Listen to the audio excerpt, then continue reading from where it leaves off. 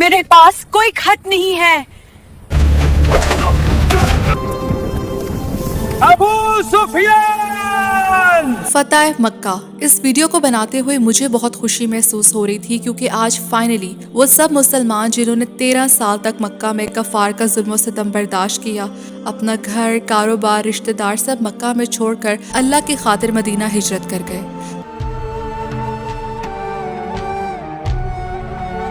تو فتح مکہ کے دن اللہ تعالیٰ نے انہی مسلمانوں کو عزت و احترام سے مکہ میں واپس داخل کیا۔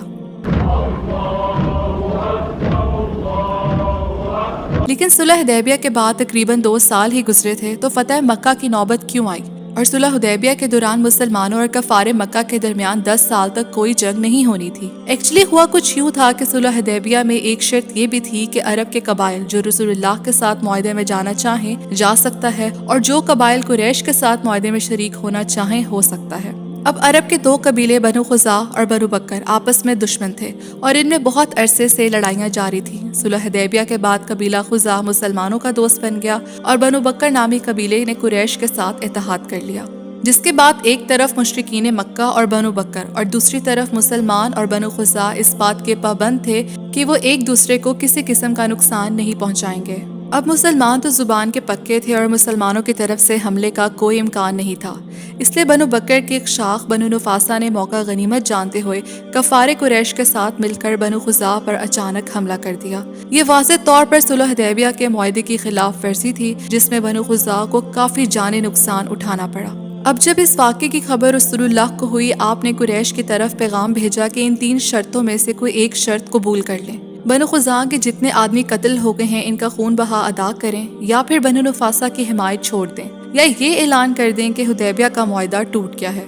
رسول اللہ کا قاصد واپس آیا اور نبی صلی اللہ علیہ وسلم کو بتا دیا کہ مکہ مکرمہ والوں نے کہا ہے کہ ہمیں تیسری شرط منظور ہے، جس کا مطلب ہے حدیبیہ کا معاہدہ ٹوٹ گیا۔ اب جب مکہ میں موجود قریش کو عقل آئی کہ یہ ہم نے کیا کیا ہے، تو فوراً ابو سفیان جنہوں نے ابھی تک اسلام قبول نہیں کیا تھا، انہیں مدینہ بھیجا کہ وہ صلح کی مدت بڑھانے کے لیے رسول اللہ کی خدمت میں حاضر ہوں۔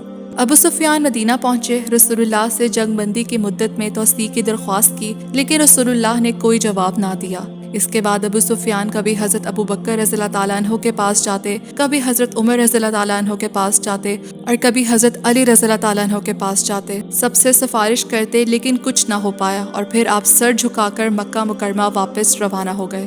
اب ابو سفیان کی واپسی کے بعد رسول اللہ نے صحابہ کرام کو مکہ مکرمہ کی جانب سفر کی تیاری کا حکم دیا، لیکن رسول اللہ نے تاکید فرمائی کہ اس کو پوشیدہ رکھا جائے کہ ہم مکہ کی طرف سفر کی تیاری کر رہے ہیں۔ اب جہاں اتنی رازداری سے تیاریاں کی جا رہی تھی تاکہ دشمن کو کچھ خبر نہ ہو سکے، تو دوسری طرف حضرت حاطب ابن ابی بلتہ نے اپنے اہل جو مکہ میں تھے ان کو بچانے کے لیے قریش کی طرف ایک خط لکھا، جس میں ان کو خبردار کیا کہ رسول اللہ مکہ مکرمہ پر حملہ کرنے والے ہیں، اور یہ خط ایک عورت کے حوالے کر دیا کہ وہ یہ خط قریش تک پہنچا دے۔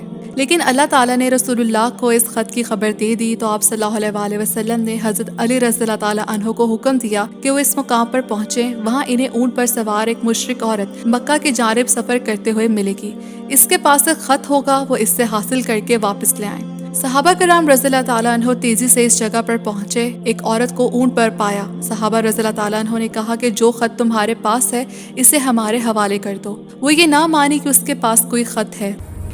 میرے پاس کوئی خط نہیں ہے۔ تو حضرت علی رضی اللہ تعالیٰ عنہ نے کہا کہ اللہ کے رسول نے کبھی غلط نہیں کہا۔ تو یہ عورت گھبرا گئی اور صحابہ کرام رضی اللہ تعالیٰ عنہ کا یقین کامل دیکھا تو خط ان کے حوالے کر دیا۔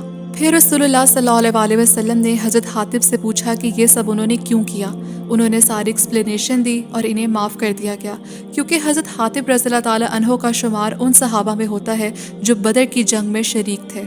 10 رمضان المبارک 8 ہجری کو رسول اللہ اپنے لشکر کے ساتھ مدینہ سے روانہ ہوئے۔ صلح حدیبیہ کے وقت آپ صلی اللہ علیہ وسلم کے ساتھ صرف 1500 صحابہ موجود تھے، لیکن اس سفر کے دوران 10,000 کا لشکر آپ کے ہمراہ تھا، اور صلح حدیبیہ سے فتح مکہ تک یعنی تقریباً 2 سال کی مدت میں اتنے لوگ کثرت سے مسلمان ہوئے تھے۔ ایون خالد بن ولید رضی اللہ تعالیٰ عنہ اور عمر ابن العاص جیسے نامور صحابہ نے اسی دوران اسلام قبول کیا تھا۔ جب لشکر اسلام نے مکہ مکرمہ سے ایک منزل کے فاصلے پر پڑاؤ ڈالا تو ہر طرف اندھیرا تھا۔ عرب کے قدیم دستور اور لشکر اسلام کی ڈھاک بٹھانے کے لیے رسول اللہ نے حکم فرمایا کہ ہر مجاہد اپنے خیمے کے آگے الگ الگ آگ جلائے۔ اب آگ جلاتے ہی صحرا وادی نور بن گیا۔ اب ابو سفیان جب مکہ سے رسول اللہ کے لشکر کے بارے میں جاننے کے لیے نکلے اور لشکر اسلام کے قریب پہنچے تو دور سے لشکر کو دیکھا۔ کسی شخص نے کہا کہ یہ بنو خزاعہ کے لوگ ہیں جو بدلہ لینے کے لیے آئے ہیں۔ ابو سفیان نے کہا کہ نہیں، اتنا بڑا لشکر اور اتنی بڑی آگ بنو خزاعہ کے بس کی بات نہیں۔ اب اتنے میں ہی رسول اللہ صلی اللہ علیہ وآلہ وسلم کے محافظ دستے نے انہیں دیکھ لیا ابو سفیان اور پکڑ کر رسول اللہ کی خدمت میں لائے۔ پھر ابو سفیان نے اسلام تو قبول کر لیا، لیکن اس رات انہیں واپس جانے نہیں دیا گیا۔ جب صبح ہوئی تو رسول اللہ صلی اللہ علیہ وآلہ وسلم آگے کی طرف بڑھے تو حضرت عباس رضی اللہ تعالیٰ عنہ سے فرمایا کہ ابو سفیان کو ایسے گزرگاہ پہ روکے رکھو جہاں سے وہ مسلمانوں کے دستوں کو گزرتا ہوا دیکھے، تاکہ وہ مسلمانوں کی طاقت و قوت کو دیکھ لے۔ چنانچہ حضرت عباس رضی اللہ تعالیٰ عنہ انہیں ایسے ہی مقام پر روک کر کھڑے ہو گئے۔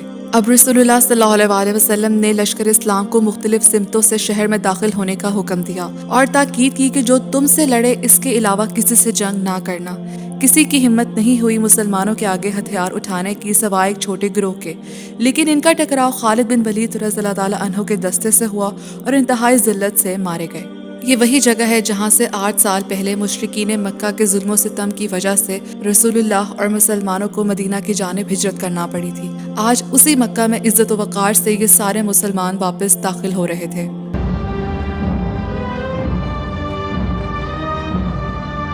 رسول اللہ صلی اللہ علیہ وآلہ وسلم جب مکہ میں داخل ہوئے تو بیت اللہ کے چاروں طرف 360 بت تھے۔ رسول اللہ ایک چھڑی سے جو دستے مبارک میں تھی مارتے جاتے اور اس آیت کی تلاوت کرتے جاتے کہ حق قائم ہو گیا اور باطل نہ اب ظاہر ہوگا اور نہ لوٹے گا۔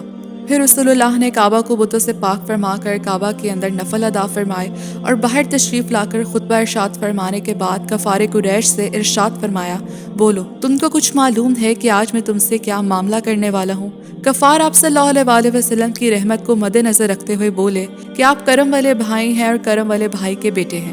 پھر رسول اللہ صلی اللہ علیہ وآلہ وسلم نے فرمایا کہ آج تم پر کوئی الزام نہیں، جاؤ تم آزاد ہو۔ بالکل غیر متوقع طور پر یہ اعلان سن کر کئی کفار دارہ اسلام میں داخل ہونے لگے۔ اس عام معافی کا کفار کے دلوں پر بہت اچھا اثر پڑا اور وہ رسول اللہ کے پاس آ کر آپ کے ہاتھ پر اسلام کی بیعت کرنے لگے۔ ادھر سارا عرب فتح مکہ پر اپنے اسلام کو موقوف کیے ہوئے تھا، مطلب پوسٹ پون کیے ہوئے تھا کہ اس نبی کو اور اس کی قوم قریش کو نمٹنے دو، اگر وہ ان پر غالب آ گئے تو پھر واقعی وہ سچے نبی ہیں۔ چنانچہ فتح مکہ جب حاصل ہو گئی تو ہر قوم نے اسلام لانے میں پہل کی، کیونکہ ان میں اکثر وہ لوگ تھے جو قریش کے ڈر کی وجہ سے اسلام لانے سے پیچھے ہٹ رہے تھے۔ ابھی مکہ کو فتح کیا ہی تھا، لیکن مقام حنین میں 2 قبیلے آباد تھے جو بہت ہی جنگجو ٹائپ کے لوگ تھے۔ ان لوگوں پر فتح مکہ کا الٹا اثر پڑا، ان لوگوں پر غیرت سوار ہو گئی اور ان لوگوں نے یہ خیال قائم کر لیا کہ فتح مکہ کے بعد اب ہماری باری ہے۔ اس لیے ان لوگوں نے یہ طے کر لیا کہ مسلمانوں پر جو اس وقت مکہ میں جمع ہے ایک زبردست حملہ کر دیا جائے۔ میری کسی بات میں کوئی کمی بیشی رہ گئی ہو تو میں معذرت چاہتی ہوں، کیونکہ ہر چیز کا صحیح اور بہترین علم صرف اللہ کے پاس ہے۔ اگلی ویڈیو تک کے لیے اللہ حافظ۔